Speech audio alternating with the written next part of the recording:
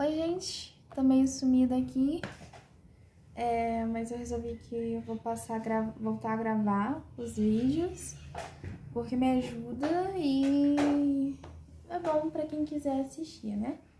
Bom, hoje eu vou falar provavelmente eu vou falar dois assuntos hoje, que é um que eu tava terminando de fazer, que é a fisiologia do sistema reprodutor masculino. Então a gente vai ver os hormônios do sistema reprodutor masculino. Vai envolver muita histologia, uma coisa que eu achei que eu tinha me livrado, porém vai envolver muita histologia. Porque não tem como falar, porque vai envolver muito espermatogênese e essas coisas, e não tem como falar de espermatogênese sem não falar das células, né? Aí vai entrar em célula de Sertoli, essas coisas.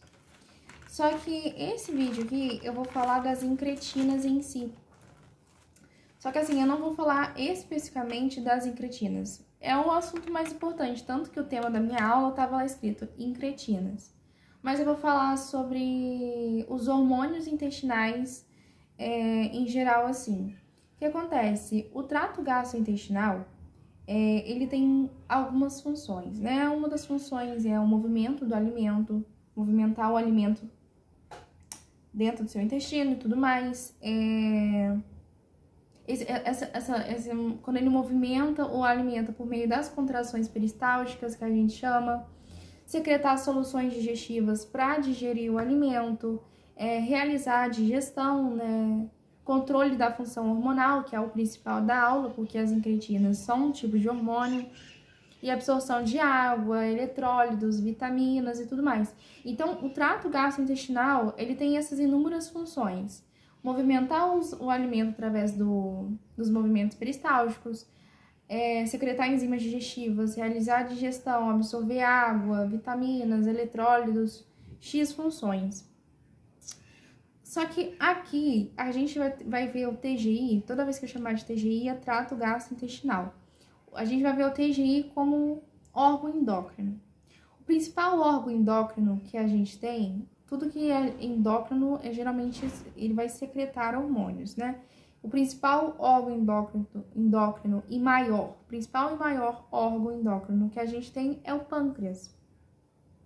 O pâncreas, ele vai secretar hormônios intestinais por via estímulos mecânicos e via estímulos químicos. Além do mais, o pâncreas ele está envolvido principalmente com a secreção hormonal do início das nossas refeições, período pré-prandial, e após a finalização da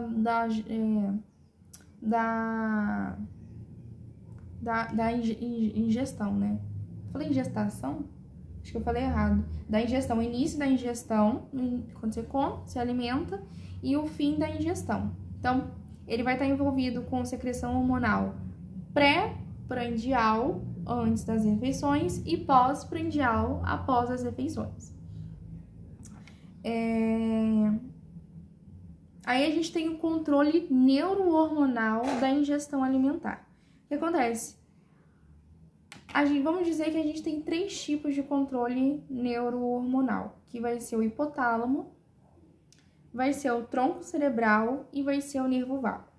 Eu vou explicar aqui, mas depois eu volto a repetir, eu acho que tem uma parte que eu escrevi em relação sobre isso. O que acontece? No hipotálamo, principalmente na parte do núcleo arqueado, existem 2 grupos de neurônios muito importantes pra gente, que é necessário a gente gravar sobre eles, pra gente entender isso aqui, que é o NPY e AGRRP. Esse NPY e AGRP, eles são 2 grupos de neurônio, são um grupo de neurônio. O outro grupo é o POMC, POMC, e o CART, CART.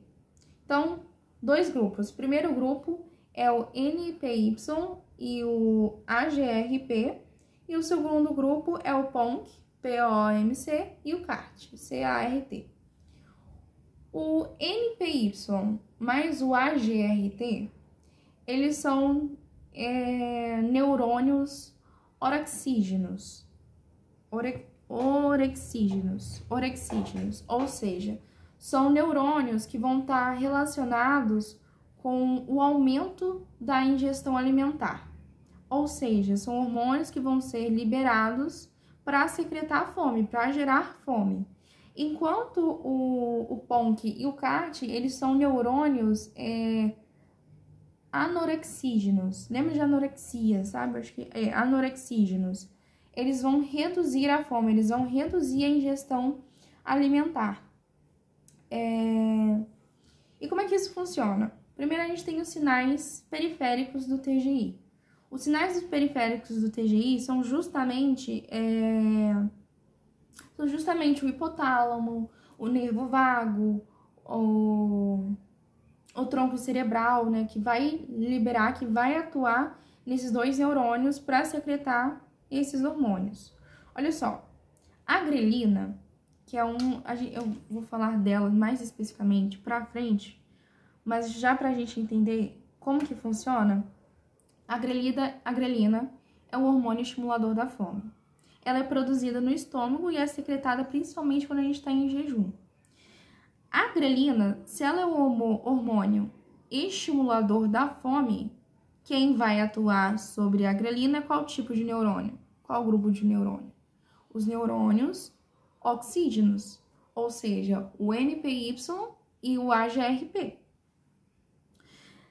A grelina, ela atua nesses neurônios, ela vai estimular esses neurônios e ela vai inibir os outros neurônios anorexígenos, ou seja, ela vai inibir o PONC, ela vai inibir o CART, sabe? E essa via da grelina, ela vamos dizer que é a via mais direta, é a via que ela vai agir diretamente no hipotálamo. Porém, a grelina, ela tem uma via indireta, que seria a via do... Só testar um negócio aqui. Assim é melhor, peraí. Não tem como bloquear, achei que tinha como. É uma via mais indireta, que é quando ela vai atuar no nervo vago. O que acontece? Cadê? Deixa eu só ler certinho aqui. Quando ela atua no nervo vago, é porque o nervo vago, ele é um nervo específico que ele vai inervar basicamente todo o nosso trato intestinal, nosso TGI. Se eu não me engano, tem um outro tipo de nervo, só que eu não lembro agora. Vamos focar no nervo vago aqui. Como o nervo vago, ele inerva todo o nosso TGI, se a grelina vai ser liberada lá no nosso TGI, ela vai influenciar no nervo vago. Então, vamos supor que foi estimulado grelina lá no seu TGI. O nervo vago vai receber essa informação e vai levar para o tronco cerebral. E no tronco cerebral, ele vai inibir, vai acabar ativando mais os NPY e AGRP para estimular mais a fome e vai inibir o PONC e o CART, sabe? Então, a grelina tem esses dois tipos de via. O que eu quero dizer que, tá vendo como que o tronco cerebral, o hipotálamo e o nervo vago, eles estão tudo conectados para a liberação do hormônio, para a liberação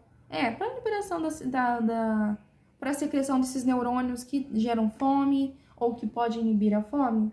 Então, outros exemplos que a gente tem aqui no cólon, a gente tem, ó, o peptídeo YY, que pode chamá-lo de PYY, a gente tem o GLP-1, a gente tem o OXM, ou se não, oxintomodulina. Eles são hormônios que são liberados após as infecções. Não sei se eu diria, eu acho que é hormônios mesmo, né? São hormônios liberados após as refeições. Ou seja, eles têm a função de gerar saciedez, pra gente ficar satisfeitos com aquilo, né? Então, esses hormônios, o peptídeo YY, o GLP-1, essa oxintomodulina, eles são hormônios que vão ativar, vamos dizer, e vão estimular o PONC e o CART e vai inibir o NPY e o AGRP, promovendo a saciedez. saciedade. Eu nem sei se saciedez existe. Eu acho que existe sim essa palavra. O que acontece? A insulina mais a amilase, elas são dois hormônios que também vão atuar nesse processo de secreção do trato gastrointestinal. Só que a insulina e a amilase, elas vão atuar nos neurônios anorexígenos, que são quais mesmo? Exatamente, os neurônios que vão inibir a fome, vai trazer saciedez. Então, a insulina e a amilase são hormônios produzidos no pâncreas, são liberados após a ingestão, então são liberados pós-prandial, mas após a ingestão de glicose e pós-prandial, e elas vão estimular o PONC e o CAT, inibe a NPY e o AGRP, e tem que o PP, eu vou falar de cada um mais especificamente, tá? Porque eu segui uma ordem certinha com os slides. O PP e a leptina eu vou falar dela, se eu não me engano, em tecido adiposo, se é que eu vou gravar aula, tô pensando ainda. A leptina no tecido adiposo mais o PP, eles possuem a mesma função que os demais que eu havia falado, ou seja, a leptina e o PP, eles também vão atuar no PONC e no CAT, gerando saciedade. Cara, eu tô falando saciedez, eu nem sei se essa palavra existe. Saciedez. Eu tenho costume de inventar palavras. Saciedez. Eu joguei no Google. O Google não mostrou nada. E não existe saciedez, é saciedade mesmo. Então, eu peço 1000 perdões. Continuando. Agora, vamos falar especificamente dos hormônios intestinais oxígenos e anorexígenos. O único hormônio considerado verdadeiramente oxígeno é a grelina. Tanto que eu vou falar dela. Ou seja, hormônios orexígenos são aqueles mesmos que vão aumentar a ingestão alimentar, vão induzir a fome. Os outros hormônios que são anorexígenos, que vão diminuir a ingestão alimentar, ou seja, vai aumentar a saciedade, eles são a amilina, a insulina, a colicistocinina, o PYY, o PP e as incretinas, que é o tema da aula. Então, quando eu chegar em incretinas, a gente vai falar de hormônios que vão diminuir que vão aumentar a saciedade, diminuir a ingestão alimentar. Em relação, olha só, eu até anotei aqui que esses hormônios em gerais, eles são iniciadores ou finalizadores de uma refeição. Além disso, eles influenciam na atividade neural, agindo no hipotálamo, no tronco cerebral e nos receptores do nervo vago, nem eu havia falado. Observação. O que vai regular a ingestão de alimentos e a atividade metabólica, a resposta metabólica, é o trabalho em conjunto da homeostase energética, ou seja, do equilíbrio energético do teu corpo. Tanto que a gente vai ver que pacientes, né? Vou falar pacientes. Que pessoas que são mais magras, elas têm altos níveis de grelina e pessoas que são mais obesas, assim, têm menor níveis de grelina. Vou explicar isso mais pra frente. Então, assim, o que vai determinar essa secreção hormonal é realmente a homeostase energética, o equilíbrio energético, os elementos do sistema nervoso central, que é o hipotálamo, o tronco cerebral e o nervo vago, mais os sinais periféricos do TGI, que são esses neurônios NPY, que eu já até me fugi o nome, NPY, AGRP e PONC e CAT. Então, esses três, eles vão atuar em conjunto para gerar, para ter uma secreção hormonal equilibrada, uma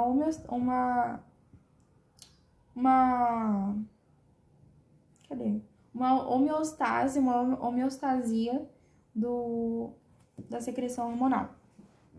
A grelina. Lembrando que a grelina é o único hormônio considerado verdadeiramente oxígeno. Ela é secretada pelas células oxínticas, acho que pronunciei certo, oxínticas, e ela é um ligante endógeno para o receptor do GH. O que acontece? O que isso quer dizer? Que a grelina, lembra do hormônio GH, que é o hormônio de crescimento? Então, a grelina, esse GH, ele possui um receptor que a gente chama de receptor GHSR. A grelina, ela vai se ligar a esse receptor. Tanto que eu não sei se vocês lembram de quando eu falei dos hormônios hipofisários, eu falei justamente do GH. Uma das coisas que estimulam a liberação do GH é a grelina. Então, quando a grelina ela é estimulada, acaba, consequentemente, estimulando também o GH, o hormônio do crescimento. E a grelina, como ela se liga ao receptor do GH, que é o receptor GHSRH, ela vai funcionar nele.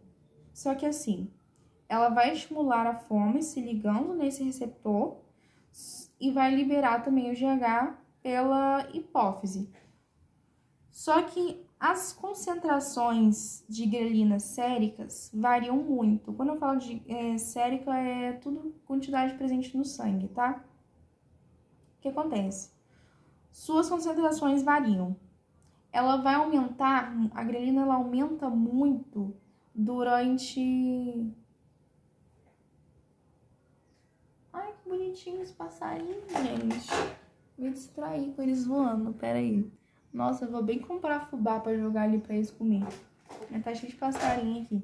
Enfim, as concentrações de grelina, elas vão aumentar muito durante o sono. Outra coisa que também influencia, lembra que eu havia falado que para você ter uma boa produção, liberação de GH, você precisa também ter um sono bom? Então, porque a grelina é liberada com o sono, o GH também é liberado com a grelina, e se a grelina é liberada junto com o sono, então o GH também vai aumentar ali, entendeu? Um não tá interligado com o outro. Então, assim, maior concentração de grelina é durante o sono, em períodos pré-prandiais, ou seja, como ela induz a fome, para você ter mais fome assim, você não comeu ainda, né? Então, por isso, período pré-prandial. E também no jejum, né? Jejum também gera fome.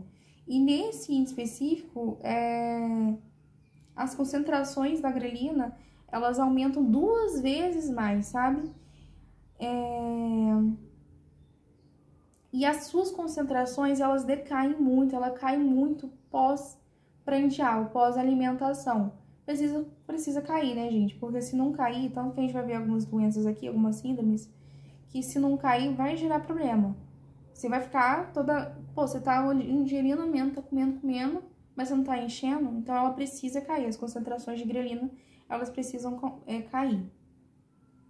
Tanto que a gente fala, essa concentração de grelina presente no nosso organismo, ela vai depender muito do valor calórico do alimento que você está ingerindo. Porque assim, quanto maior for quanto maior for o valor calórico, maior vai ser a queda da grelina. Então, vamos supor que, sei lá, comi um puta de um hambúrguer, muito calórico, 800 calorias esse hambúrguer, nossa. Comi assim, como ele tem muita caloria, a grelina vai cair. Se ela caiu bastante, ou seja, eu vou ter bastante saciedade.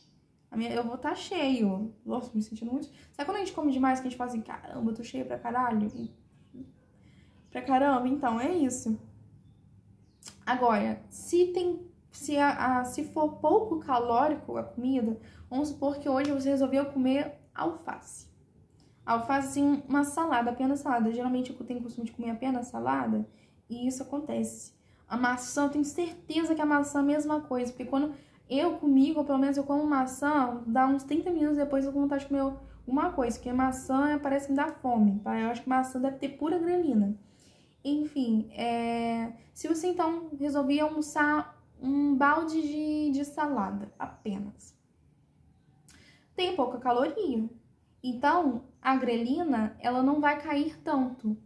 Se a grelina não caiu tanto, você vai, depois de alguns minutos, algumas horinhas assim, você vai sentir logo fome de novo, entendeu? Quando ela cai bastante, tá com saciedade. Cai um pouquinho, tá com fome ainda. Tanto que, olha só, já vou entrar de uma vez. Em relação ao IMC, funciona. Pessoas magras possuem altos níveis de grelina. Então, assim, e pessoas obesas possuem baixo nível de grelina. Só que quando eu falo altos níveis e baixos níveis, é basicamente o seguinte: quando você é magro, teu corpo precisa de energia, demanda de energia. Quem é magro, normalmente precisa de energia através da alimentação. Então, vamos supor que eu não sou magra, mas vamos fingir que eu sou magra. Que eu sou uma pessoa magra e eu tô bem, ok, tô de boas assim. Só que chegou um certo momento que a energia que o meu corpo tinha, ela tá diminuindo. E eu preciso adquirir a energia através da alimentação. O que vai fazer? Essa grelina, ela vai ser estimulada lá pelos neurônios orexígenos. Eu acho que é orexígenos, me perdi aqui. Orexígenos. Vai ser estimulada lá pelos hormônios orexígenos e ela vai aumentar, me induzindo fome. Então, eu vou fazer o quê? Vou comer, a grelina minha vai abaixar, fiquei com saciedade. Tem um problema aqui. Pessoas com anorexia nervosa vão ter um certo problema no sistema nervoso central em agir isso. Porque pessoas que têm anorexia nervosa, a gente sabe que a anorexia é uma doença tanto mental, mas vai envolver esse processo também da grelina, por quê? Pessoas que têm anorexia nervosa costumam ser pessoas extremamente magras. E o corpo ele vai demandar você ingerir alimento para fornecer energia para o teu corpo. Só que essas pessoas que possuem essa anorexia nervosa, a grelina ela vai aumentar devido aos neurônios orexígenos, porém, por uma falha do sistema nervoso central, a informação não chega até o sistema nervoso central, que faz com que a pessoa tenha apetite para comer. O que acontece? Os níveis de grelina ficam super altos, mas a pessoa, por falha do sistema nervoso central, a pessoa ela não vai se alimentar. Deu para entender? Então, ela vai continuar magra, vai continuar com valor energético baixo, porém, a grelina vai estar muito alta. O mesmo acontece para pessoas magras. Grelina alta, só que no caso do sistema nervoso aqui funciona e vai comer e vai baixar a grelina. No caso das pessoas obesas, vai ser o contrário, porque pessoas obesas possuem um nível energético muito alto, devido ao tecido adiposo. O tecido adiposo fornece energia pra gente. Então, assim, no meu caso agora, assim, sou uma pessoa, eu não tenho obesidade, mas já tive obesidade, tô no sobrepeso agora, então dá pra encaixar no meu exemplo. Como eu tenho bastante tecido adiposo, eu tenho muita energia. Então, meu corpo já reconhece, eu tenho muita energia, não precisa tanto de grelina assim pra pra fornecer, como que fala? Pra eu alimentar tanto assim. Então, o que vai acontecer? Tem baixos níveis de grelina. Mas qual que é o problema disso, de ter baixos níveis de grelina? Eu agora peguei uma puta pizza gostosa, comi. Sou uma pessoa obesa. Comi a pizza. O que vai acontecer? A grelina, em vez dela cair muito, ela não cai tanto. Porque o que acontece? A gente precisa ter um certo nível de grelina no nosso corpo. Pessoas obesas já têm um nível de grelina baixo devido à grande quantidade energética do tecido adiposo. Então, como a grelina ela não pode cair tanto, ela não pode cair mais, ou ela cai pouco ou ela não cai. O que acontece? Vou sentir fome. Porque lembra que eu falei que pra gente ter saciedade, a grelina ela precisa cair bastante, ela precisa cair bem. Se ela caiu pouco, mesmo eu ter comido um trem muito calórico, ou comido muita coisa assim que gera bastante caloria, eu vou sentir fome logo depois por esse meu nível de grelina não ter caído, sabe? Então, tá vendo como que é o contrário em relação a essa parada de você ser magro e ser obeso, sabe? E tem uma síndrome que a gente chama de síndrome de Prader-Willi, em que pessoas obesas, geralmente pessoas obesas, têm o alto nível extremo assim de grelina, que gera hiperfagia, hiperfagia é como se fosse uma compulsão alimentar, né? Que a hiperfagia você, como que fala? Você ingerir você querer comer muito toda hora. É isso, basicamente, entendeu? Então, é isso. Os níveis de grelina no teu corpo vai influenciar muito se você é uma pessoa magra ou se você é uma pessoa obesa.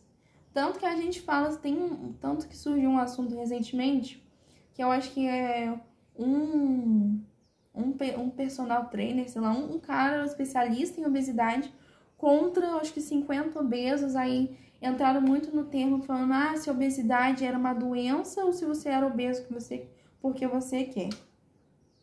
Obesidade é uma doença, gente. Uma doença mental. Uma doença fisiológica. Tá vendo? Porque envolve tanto os níveis de grelina, quanto envolve compulsão alimentar. Envolve X fatores, sabe? Não é tão fácil assim quanto as pessoas acham que é. Não é tão simples assim, né? Porque as pessoas costumam muito julgar. Mas enfim, não vou entrar nesse assunto agora, não. E uma observação que eu até anotei aqui, ó. A administração periférica ou diretamente de grelina no sistema nervoso central fazem com que a pessoa se torne obesa e aumenta a ingestão alimentar, né? Porque se você tá aplicando diretamente grelina, você sente fome toda hora, comendo toda hora, você não vai sentir saciedade, né? Dependendo do caso, né? Que eu falei, a pessoa aumenta o peso mesmo e aumenta a ingestão alimentar. Então, eu já expliquei sobre essa parada da grelina, sobre o magro e obeso. Nossa, eu expliquei bastante. Ah, tá. Aí a gente tem que a grelina, quando ela tá na forma ativa, ela se chama, na verdade, peraí que eu tenho que me achar aqui. Acilgrelina, que é na forma ativa. Na forma inativa, é desacilgrelina. Isso é muito importante porque tem alguns remédios que, para prevenir a obesidade, vão atuar justamente nessa desacilgrelina. A desacilgrelina, lembra que eu falei que para a grelina funcionar, ela precisa se conectar no receptor do GH?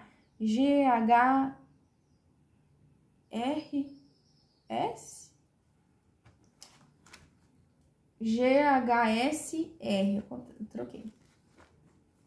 Então, essa desacilgrelina, ela não se conecta ao receptor do GH. Se não se conecta no receptor GH, ela não funciona. Para ela funcionar, ela precisa ser convertida em acilgrelina e ela vai ser convertida pela enzima GOAT mesmo de cabra, em inglês, GOAT. Aí converte essa desacilgrelina em acilgrelina. E foi o que eu falei, muitos medicamentos vão atuar em cima dessa desacilgrelina para inibir a grelina para você não sentir saciedade, sabe? Para você não sentir saciedade, não, para você não sentir fome e gerar saciedade. Então, da grelina, eu falei. Agora eu vou falar da amilina. Falta falar da amilina, da PP, a CCK, PYY e, por fim, as incretinas, que é o tema da aula, né? Que não chega nunca. Vai dar quase 30 minutos e não chega. A amilina, ela vai ser armazenada e liberada junto com a insulina, tanto que eu falei antes. E agora eu já tô entrando nos hormônios anorexígenos, tá? Ou seja, hormônios que vão induzir a saciedade. A amilina vai ser liberada junto com a insulina através do pâncreas, por meio do pâncreas, né? 21. E ela vai inibir os neurônios NPY, vai inibir o NPY. E o... Eu só anotei NPY aqui, mas eu acho que ela deve inibir também o AGRP?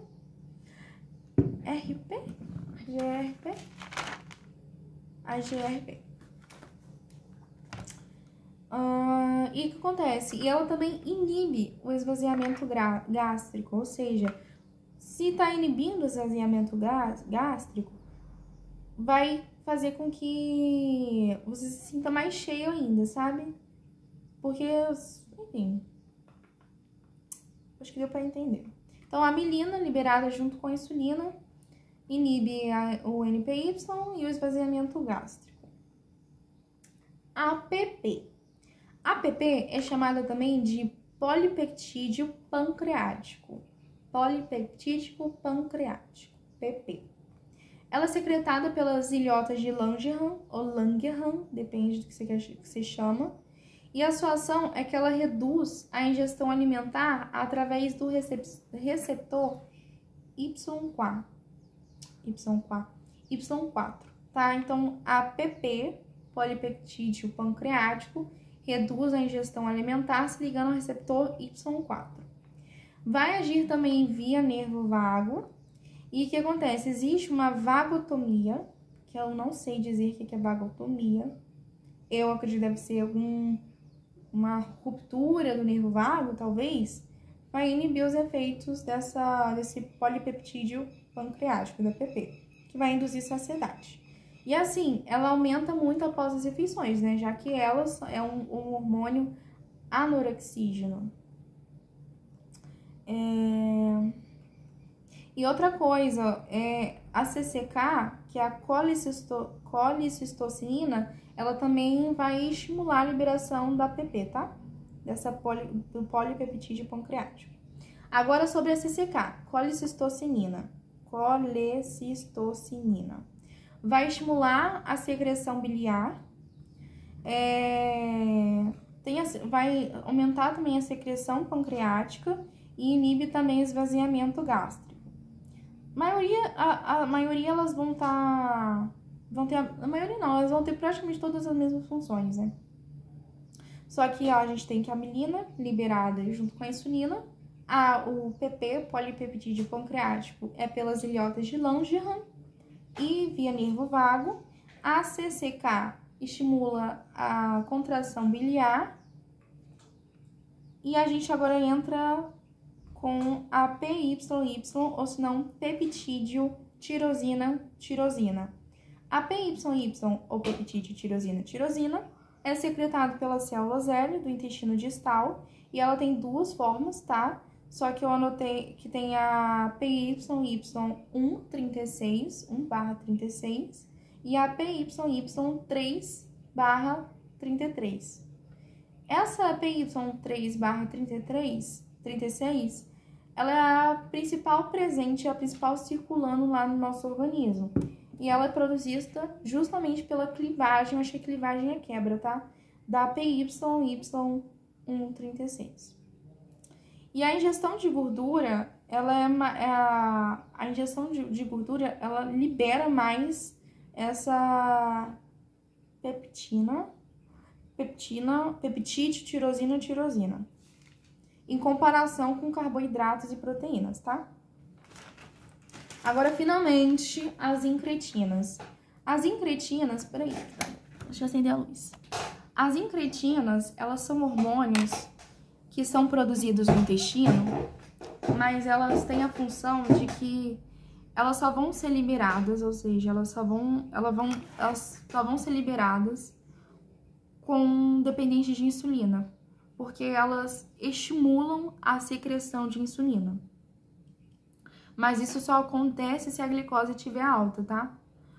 Cientistas notaram que a glicose, quando você ingere a glicose via oral,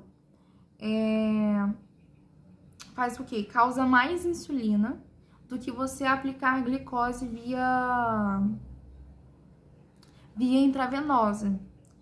O que isso demonstra? Que isso indica que algo no intestino favorece a alta secreção de insulina, sabe? E justamente que vão ser isso, as incretinas.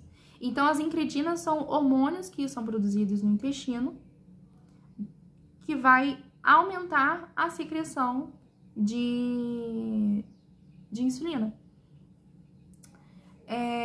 Quais são os principais tipos, então, de incretinas que a gente tem? O GLP-1 e a GIP. E tem uma outra também que é a oxintomodulina, que eu não sei dizer se ela é um tipo de incretina, mas estava dentro do slide de incretina, da parte de incretina lá, então deve ser, né? Só que as principais mesmo, a GLP-1 e a GIP. A GLP-1, elas são produzidas pela célula L do intestino e vai pertencer à família pré-glucagon, tá? E o que acontece? Qual que é o efeito dela? Estimula a secreção de insulina, obviamente, só que ela vai inibir o glucagon. Lembra que o que acontece? A insulina, ela é para reduzir a glicose e o glucagon é para aumentar a glicose. Então, ela vai estimular a secreção de insulina inibindo o glucagon. Diminui a motilidade gástrica, tá? Essa motilidade gástrica, ela também influencia, porque olha só, eu até anotei aqui em algum canto.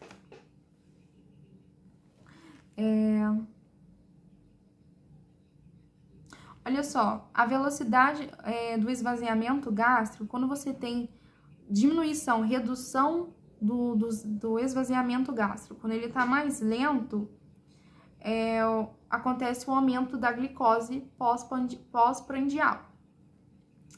Então, não tem nada a ver com o que eu quis dizer, gente. Isso aqui é outra coisa, enfim. O que a GLP-1 vai fazer? Estimula a secreção de insulina, inibe o glucagon e diminui a motilidade gástrica.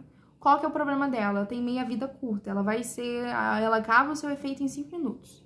Realmente 5 minutos, tá? E ela vai ser degradada pela DPP-4.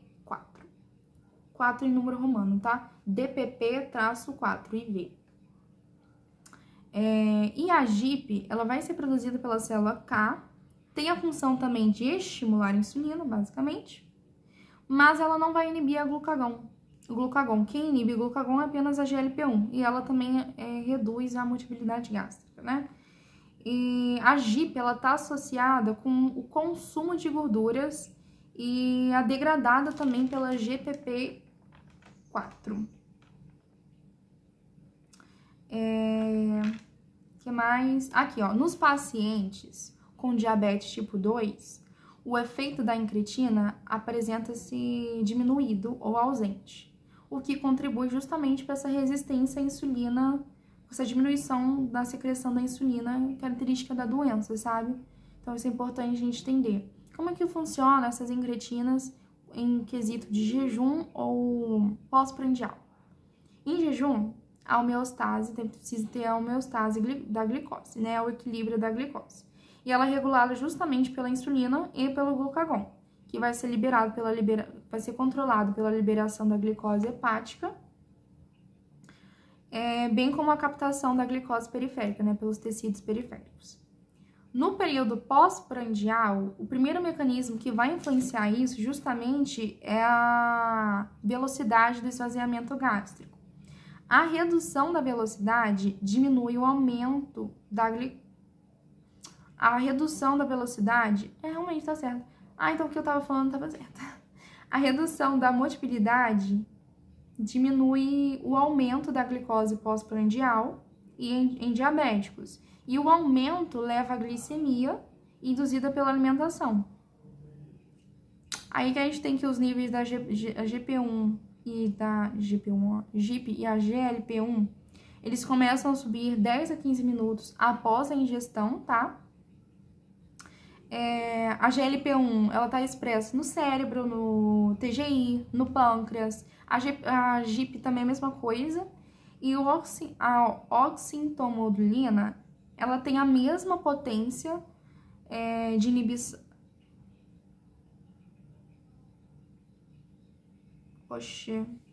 Ela tem a mesma potência de inibição do GLP-1. E é inativada pelo DPP-4, depende também ser ativada, para ela ser ativada, ela também depende de se ligar ao receptor do GLP-1, tá? Que se chama GLP-1R, mas tem pouca afinidade com ele, ela tem uma afinidade 50 vezes menor que ele. Eu tenho quase certeza que em algum momento, quando eu falei que a grelina ela se ligava ao receptor GHSR, eu acho que eu falei essas 50 vezes também. Se eu não falei, eu acho que eu falei na minha cabeça. Se eu falei no vídeo, não é 50 vezes, tá? A única coisa que vai ser 50 vezes mesmo é essa da oxi, né? Dessa oxintomodulina. Enfim, incretinas é isso. A parte de incretinas mesmo foi curta, né? Mas qualquer dúvida, deixa um comentário e se eu souber responder, eu respondo. Se eu não souber responder, a gente procura o professor para tirar essas dúvidas nossas, tá? Um beijo, até a próxima.